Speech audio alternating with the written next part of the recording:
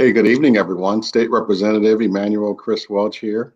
Thank you for joining me on my weekly Tuesday night Facebook Live conversation.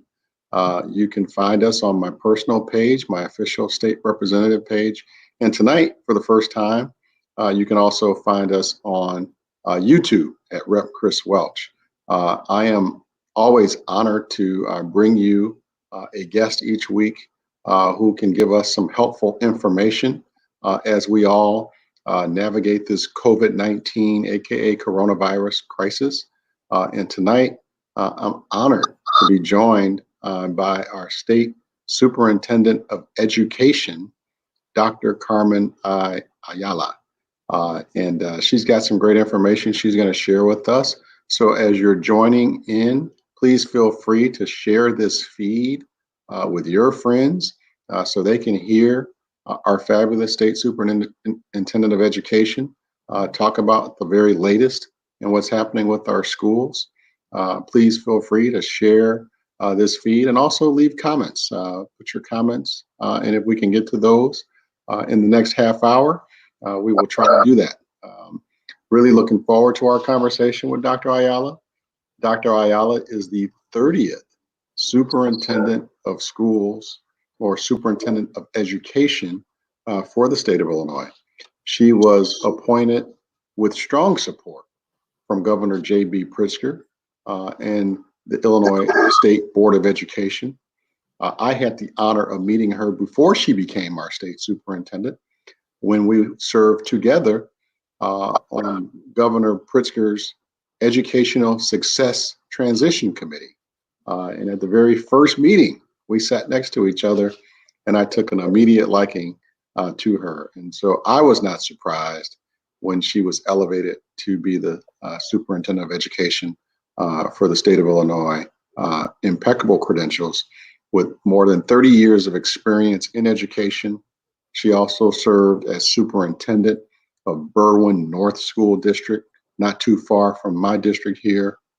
She was assistant superintendent in Plainfield District 202, director in Community Consolidated School District 300, and has just a wealth of knowledge in education. And so really honored that she has taken a half hour of her time tonight to join me here in this Facebook Live conversation. Dr. Ayala, how are you?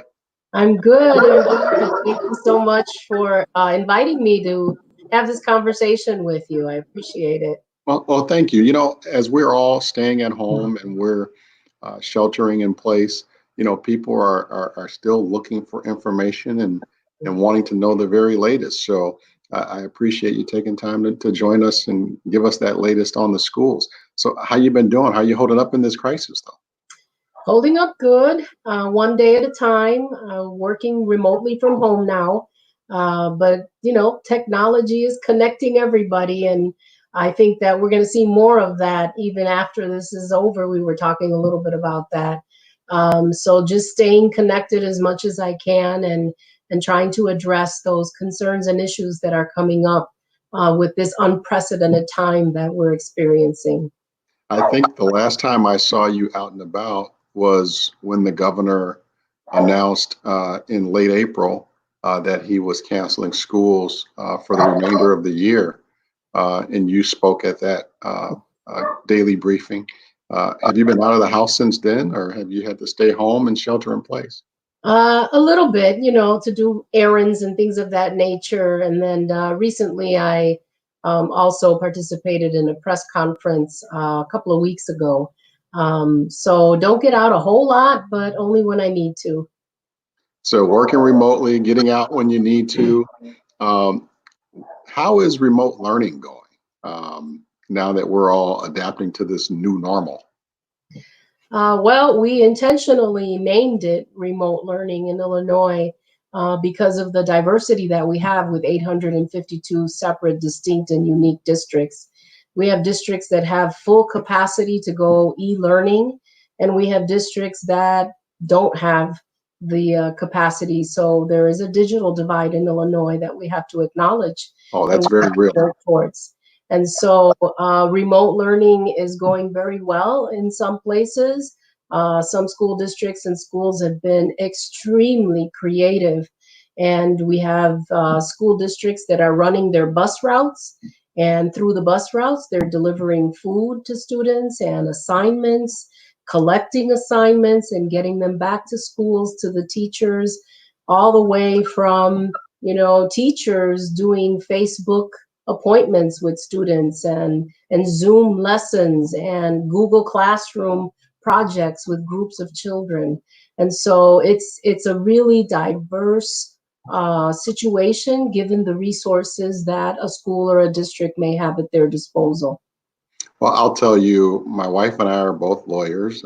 We're trying to work from home, but we have a kindergartner and a second grader who's also here at home, remote learning, and it's certainly been a challenge. Doc, what advice would you give to parents who are at home and need support with this remote learning? We're certainly not our kids' teachers, and I want to say, in honor of Teacher Appreciation Week, we Yes. appreciate you, teachers. We love you and miss you. but, Absolutely. but Doc, what advice would you give us parents at home in support of this remote learning? Well, I think there's just some good, solid things that we can continue to do. As for example, when children bring homework home, to have a special place that they know is their place to be able to do their classwork, their assignments. That there is a quiet space where the TV's not on, and those kinds of things. Although some children that may help, so your children best. To have a scheduled time, to try to keep things as normal as we possibly can, where I get up and I get dressed and I go to work in my office, in one of the rooms in my home. And so children need that as well. They need the consistency, and that's the most important thing. Parents, I encourage you to watch the screen time, especially if they're using digital devices. There have been a lot of issues with, shoulder pain, eye strain, those kinds of things. So work in some breaks, every half hour or so they can get up and they can stretch. We call those brain breaks, so that they can have that flow of oxygen, if you will, and monitor where they are, especially now with children being more and more on the internet and on devices. It is very critical to make sure that you're monitoring those websites and making sure that they're not off on Netflix or some other site that they shouldn't be on. And those are more for older kids. Make sure your child is getting enough sleep. There is some research out there that says if you're on a device before you go to sleep, your brain is still synapsing, and it takes longer for the body and the brain to settle. So kind of make sure those devices are off a good half hour before children are going to bed, so they do get a restful sleep. And nutrition and those kinds of things to continue with those normal routines that you have as much as possible. That's great advice. And as you're saying that, we try to monitor as much as possible. And I think my kids spend a lot of time when they're on break looking at the latest TikTok dances. Yeah. Probably way too much because they're trying to figure out what they're going to make me do next. But that's definitely some good advice for the parents. It makes me think when you talk about the fact that you put a lot of thought into calling it remote learning, because not everyone has electronic devices to be concerned about at home, quite honestly. And we have this digital divide, which we acknowledge. How are kids going to be assessed, come the new school year? Are they going to be penalized in any way in terms of grading? How do will it hurt the fact that they didn't have electronics at home? No. One of the things that we have stressed, we have a remote learning recommendations on our website, and it's available in English, Spanish, Polish, and Arabic. And because we want that to also be available to parents. And so one of the greatest statements that we make and we continue to reinforce is that we don't want any harm to our students. We don't know what the situation is at home. We don't know the hardships. We don't know if the child themselves have been ill because of the COVID-19 virus, or family members, or what loss that family may be experiencing. The social, emotional, mental health state of the student as well as the family members. And so we have been messaging to our teachers to use this time to give opportunities for students to make up work, to do some enrichment, to continue with the learning process, but that grades should not be used for compliance, and grades should not be used in a way that would harm a child in any way. So that when school starts up again, in whatever form we may be seeing in the fall, that there would be some assessments provided to the students to really take a look at and pinpoint those gaps so that we can begin to address those as quickly as possible. I want to also ask, for parents like my wife and I who are home trying to work as well, um, there's a lot of single parents out there that are trying to work and teach their kids from home. What are some supports that are available for parents who have to work? We have, there is emergency childcare for essential workers. Parents and guardians can find out about that emergency care in their area. There's a phone number I'll share, and that's 888-228-1146, or visiting the website, coronavirus.illinois.gov. There are resources available for those parents who are essential workers and do have to work. That was one of the very first things that the governor's office put into place to provide that child care support for those essential workers. I have visited my local schools, and they have done things like car parades through town. Dr. Kevin Sukinski and the Hillside 93 teachers drove around town last week and showed the kids how much they missed them. My kid's teacher, Mrs. Warnaby, came by. Tyler's second grade teacher came by today, totally surprised him with a visit here. She stood outside 6 feet away just to tell him she missed him. Teachers are being real creative, but they're also doing things to show that they're very caring and compassionate and delivering food to families in need. What are some of the things that you're aware of that school districts are doing across the state for families that need food on the table? Well, one of the situations that really just touched my heart and brought tears to my eyes was in the Marquardt School District, for example. A social worker had made contact with the family and discovered that it was a single mom, and mom had 5 children, no resources, no transportation, trying to support the education, and a half a loaf of bread. Wow. And so this social worker went back immediately to school and brought back meals enough for the week for the children. Our agency has been working very closely with the U.S. Department of Education and Agriculture, and we have gotten and applied for every waiver possible to loosen up, to provide opportunities to as many families and children as possible to be able to be provided with food, all the way from going to the school once or twice a week to having the buses deliver the food to having, staff as delivering food and checking in on families.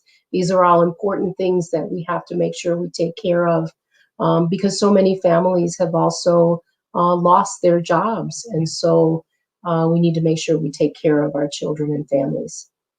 I'm talking with Dr. Carmen Ayala. She is the Superintendent of Education for the great state of Illinois, our 30th state superintendent, and really honored to have her here tonight. We have a great audience here, Doc, and I also see Brenda M. Dixon says, thank you for all that you do for our 2 million students. Dr. Ayala, and I want to join in that. And as a teacher yourself, I want to thank you for all the work that you have done and continue to do on behalf of our students in this great state. You're doing a great job. Thinking along the lines of where you were just speaking to, though, what funding is available to schools that meet the needs, to meet students' needs at this time?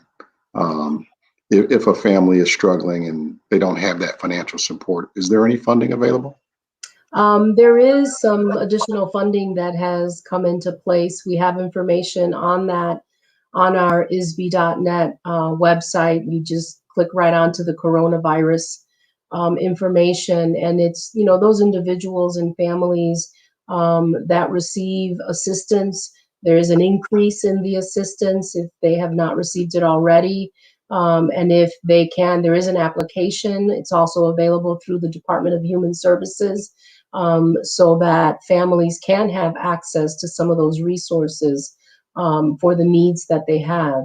The U.S. Department of Ed has released CARES funding. Illinois stands to receive about $569 million. $512 million of that is going directly to the schools. We're in the process of completing the application to submit to the U.S. Department of Ed to get that as quick as we can so that schools can have access to those funds. And so if a school has received Title I funds, we will be using the Title I formula, and schools will be designated additional funds. And those funds can be used for any of the expenses that they have had since March 13th, and any expenses going forward. They have an entire year through next September to obligate and spend those funds. And so schools are looking at professional development. They're looking at more digital equipment to try to close that digital divide. The agency will be receiving about $56 million, and I have committed that the majority of that funding will be used to address the digital divide. We are going to be looking at school districts and schools and supporting those schools in acquiring more digital equipment, hotspots, and professional development and support for educators as well as for parents. Because one of the things we've learned is that parents may be struggling with the new technology and the platforms that children get on, and what is this Google Classroom, and why is my child together with 4 other children working on the same page? And so we want to be able to provide some supports.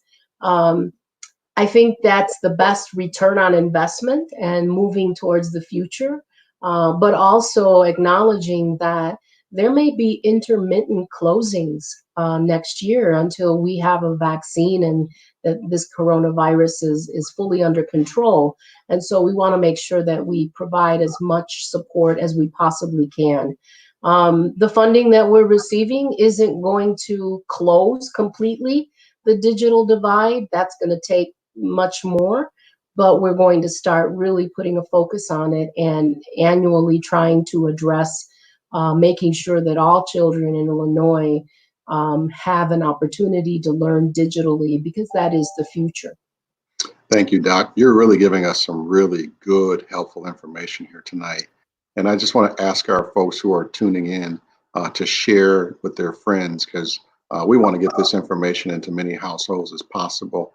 I want to thank Superintendent of Bellwood School District 88, Mark Holder, for joining us here tonight, who says, thank you, Doc, for sharing your wisdom with us here tonight. I mean, really good information.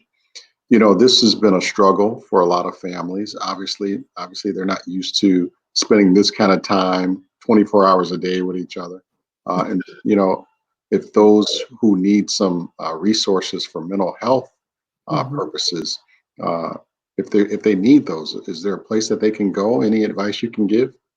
Absolutely. So many people. I mean, this is our students, our parents, our educators. They're struggling with mental health. You know, listening to the news, you can't go to a channel without there being a focus on what's happening with with the coronavirus, and some people are feeling isolated because of the stay at home and disconnected from family and loved ones.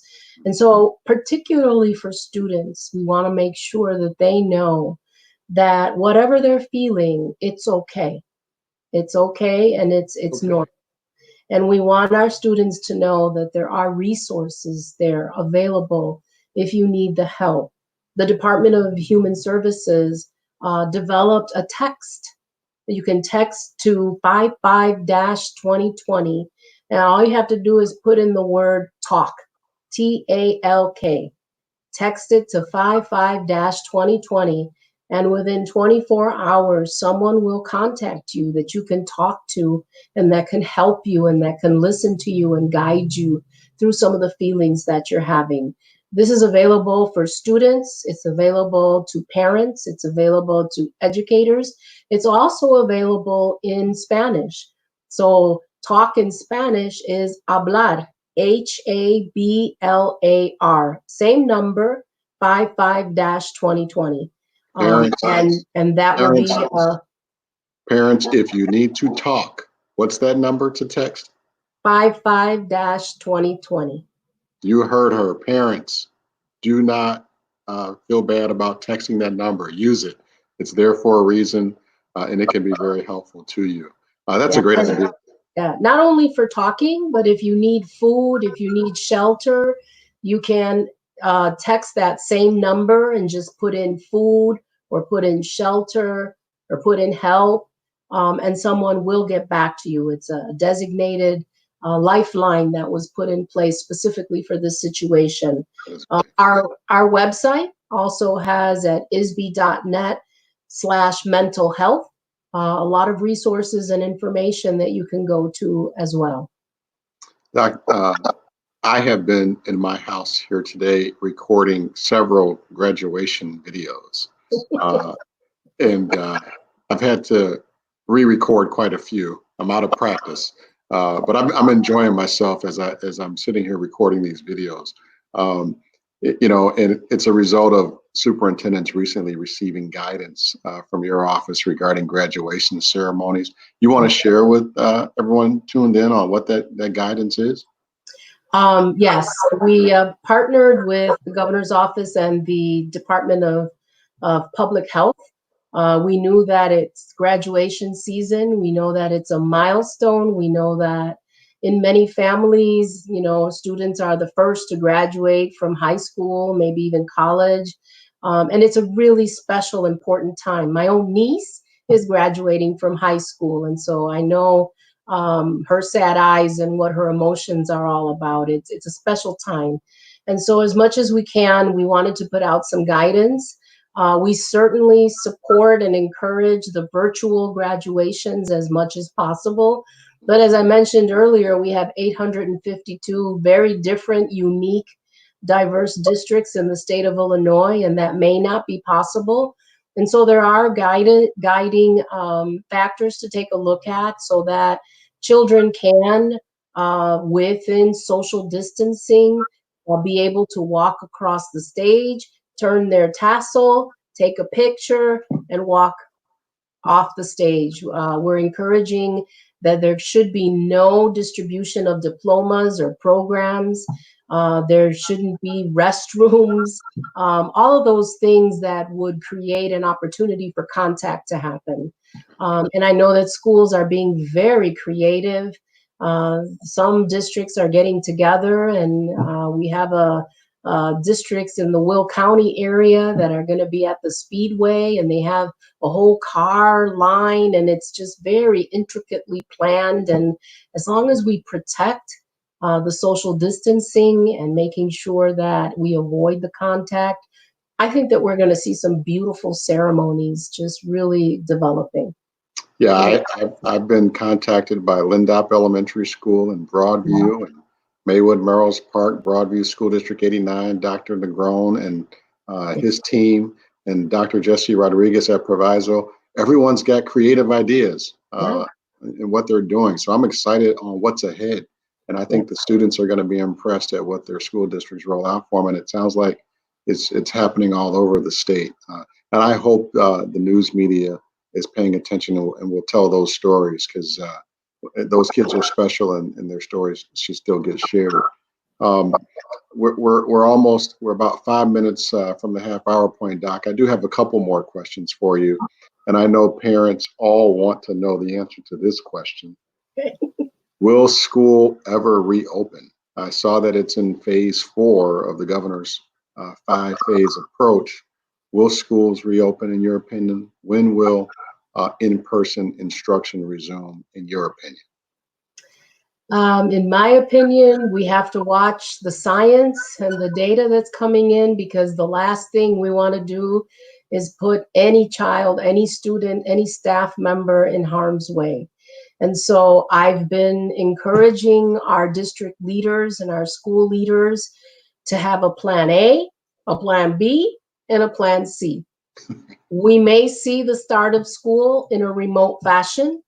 We may see a combination where some children are allowed to come to school on certain days, or we take the upper grades and we are able to spread them out in a school building with social distancing norms, or we may be able to come back full force. We just don't know, but we have to be ready. And so the Illinois State Board of Ed will be putting out a transition plan to help generate some of those ideas and that thinking. And it has to be different and unique for each school based upon the community context, the resources, the number of children, whether or not you have the space. I mean, when you think about where are the children going to eat? Are they going to eat in their classroom? I mean, are we going to be able to bring one grade level one day a week? Are we going to bring in our most at-risk, neediest students for more in-person opportunities, and others will stay remotely? So there's a lot of options, and every school district and school will need to really take a look at their needs, the students' needs, and develop option A, option B, and option C so that we can be ready. Keep it all on the table, folks. Keep Yes, it all on the table. yes. So normally, at the end of school year, there's a tradition, students get to come in and clean out their lockers and say goodbye to their friends. How will that look in this world that we're living in right now? Will students get to come in and get their belongings? Are teachers going to deliver it to their houses? I mean, Yeah. how's that going to look? I have a sister who is a teacher, and she was out, I believe, yesterday or today, picking up her classroom belongings. And so, yes, absolutely, that is allowed, but it has to be very well orchestrated for each school. Are we going to have just the kindergartners coming in by appointment, if you will, so that we really protect the social distancing? How will things be collected? Who will be allowed to come into the building? Those kinds of things. So every school is very much allowed to have staff as well as students come in to collect their belongings. We really don't want the social gatherings and the goodbye, it's the end of the school year, for obvious reasons. But yes, absolutely, that is allowed. And I do know that schools are beginning to message that and plan and have those things occur. Doc, I see I only have about a minute left, but I just have a couple of more questions for you.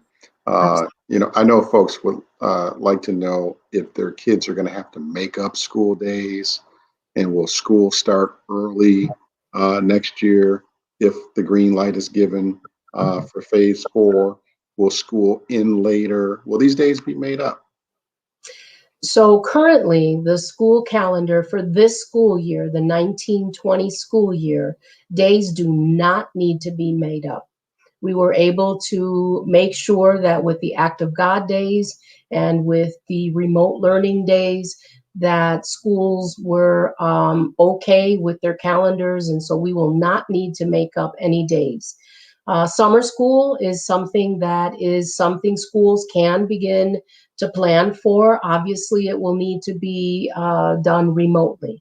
How soon we start the school year, that will all depend on the phase that we'll be in. Come August, come September, And again, option A, B, and C, we'll have to see where we are with the corona virus to determine, how much we can gather, if it's still going to be 10, if it's going to move to 50, what might that look like? We've got schools that are overcrowded, which that would be much more challenging than other schools. And so all of those things need to be taken a look at, but no need to make up days. We will be looking at what the next school year's calendar might look like. We've gotten requests to have more planning for potential remote days. And so we will be having conversations with our leaders to get their thoughts on that. Doc, I have one last question. I'm sensitive to your time, and we are at that 30-minute mark. But one last question. Several people have called or emailed me with regard to special education students and multilingual learners. How are their needs being taken into consideration? And we can end on that question.